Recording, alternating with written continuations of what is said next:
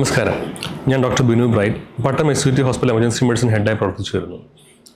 ഇന്ന് നിങ്ങളോട് സംസാരിക്കാൻ പോകുന്ന വിഷയം ഈ മഴക്കാലവുമായി ബന്ധപ്പെട്ട് സാധാരണ കാണാവുന്ന അസുഖങ്ങളും അവയ്ക്ക് നമുക്ക് എടുക്കുന്ന പ്രതിരോധങ്ങളെ പറ്റിയാണ്.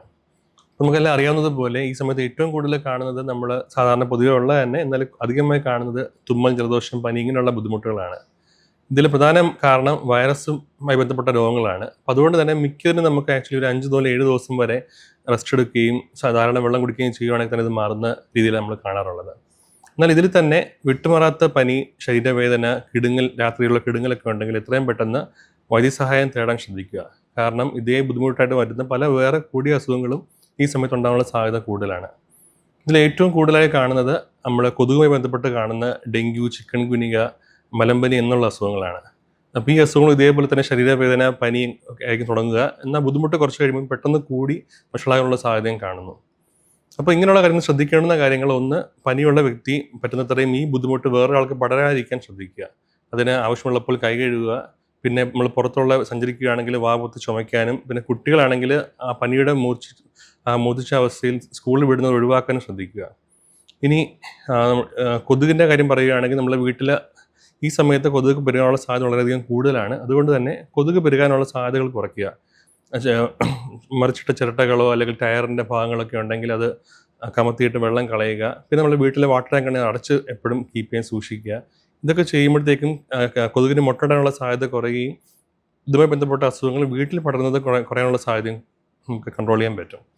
ഇനി ഈ സമയത്ത് കാണുന്ന ഒരു കുറച്ചും കൂടി സീരിയസ് ഉള്ള അസുഖമാണ് എലിപ്പനി. എലിപ്പനിക്ക് പ്രധാന കാരണം എലിയുടെ ഇൻഫെക്റ്റഡ് യൂറിൻ വന്ന് നമ്മൾ ഫുഡ് പാർട്ടിക്കിൾസിലെ കോൺടാക്ട് വരുമ്പോഴത്തേക്കും ഇത് നമ്മൾ കൺസ്യൂം ചെയ്യുകയാണെങ്കിലോ, അല്ലെങ്കിൽ നമ്മൾ അഗ്രികൾച്ചറിൽ ഏർപ്പെടുന്ന ആൾക്കാർ നമ്മൾ പാടത്തിലൂടെയും ചെളിവെള്ളത്തിൽ നടക്കുന്ന സമയത്ത് നമ്മുടെ കാലിൽ ചെറിയ മുറിവുകളിലൂടെ ഈ മലിനജലം കോൺടാക്ട് വരുമ്പോഴത്തേക്കും നമ്മുടെ രോഗാണു ദേഹത്ത് കയറിയിട്ടായിരിക്കും എലിപ്പനി ഉണ്ടാവുക. അപ്പോൾ ഇതിൽ നമ്മൾ അറിഞ്ഞിരിക്കേണ്ടുന്ന ബുദ്ധിമുട്ട് സാധാരണ പോലെ പനിയായിട്ട് സ്റ്റാർട്ട് ചെയ്യും. ഇതിൻ്റെ കൂടെ ശരീരവേദന കാണും. എന്നാൽ ചില ആൾക്കാർക്ക് ഇതിൻ്റെ കൂടെ തന്നെ മഞ്ഞപ്പിത്തം, വയറുവേദന ഒക്കെ ഉണ്ടാവുകയാണെങ്കിൽ എത്രയും പെട്ടെന്ന് വ്യക്തികളെ ഹോസ്പിറ്റലിൽ എത്തിക്കാൻ ശ്രദ്ധിക്കുക.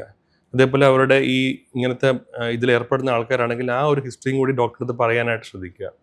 എലിപ്പനിയുടെ ചികിത്സ കംപ്ലീറ്റ്ലി വേറെ രീതിയിലായിരിക്കും പോവുക. ആ ബുദ്ധിമുട്ട് എത്രയും പെട്ടെന്ന് മോശമാനുള്ള സാധ്യതയുമുണ്ട്.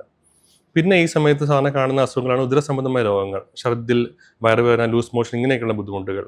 ഇതിന് പ്രധാന കാരണം മലിനമായ ജലം നമ്മൾ കുടിക്കുകയോ അല്ലെങ്കിൽ ഇത് ഉപയോഗിച്ച് ആഹാര സാധനങ്ങൾ കഴുകുകയൊക്കെ ചെയ്യുമ്പോഴായിരിക്കും ഈ രോഗമാണ് നമ്മുടെ ശരീരത്തിൽ കയറുക.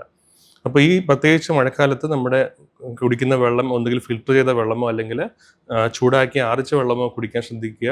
ഇതുപോലെ കടയിൽ നിന്ന് മേടിക്കുന്ന ആഹാര സാധനങ്ങൾ നന്നായിട്ട് വൃത്തിയായി കഴുകിയതിന് ശേഷം മാത്രമേ ഉപയോഗിക്കാനായിട്ട് ശ്രദ്ധിക്കുക. ഇനി ഈ സമയത്ത് നമ്മൾ ഏറ്റവും കൂടുതൽ കരുതേണ്ടത് കുട്ടികളെയും പ്രായമായ ആൾക്കാരെയുമാണ്. കാരണം ഇവർക്കുണ്ടാകുന്ന ബുദ്ധിമുട്ടുകൾ പെട്ടെന്ന് വഷളാകാനും ബുദ്ധിമുട്ട് മോശമാനുള്ള സാധ്യതയുണ്ട്. അതുകൊണ്ട് ഇവരിലുള്ള വിട്ടുമാറാത്ത പനി അല്ലെങ്കിൽ ബുദ്ധിമുട്ടുകൾ കുറയുന്നില്ല നമുക്ക് ഇത്രയും പെട്ടെന്ന് തന്നെ ഹോസ്പിറ്റലിൽ കാണിച്ച് വൈദ്യസഹായം പെട്ടെന്ന് ശ്രദ്ധിക്കുക. ഇത്രയും പറഞ്ഞ് നിർത്തുന്നു. നന്ദി, നമസ്കാരം.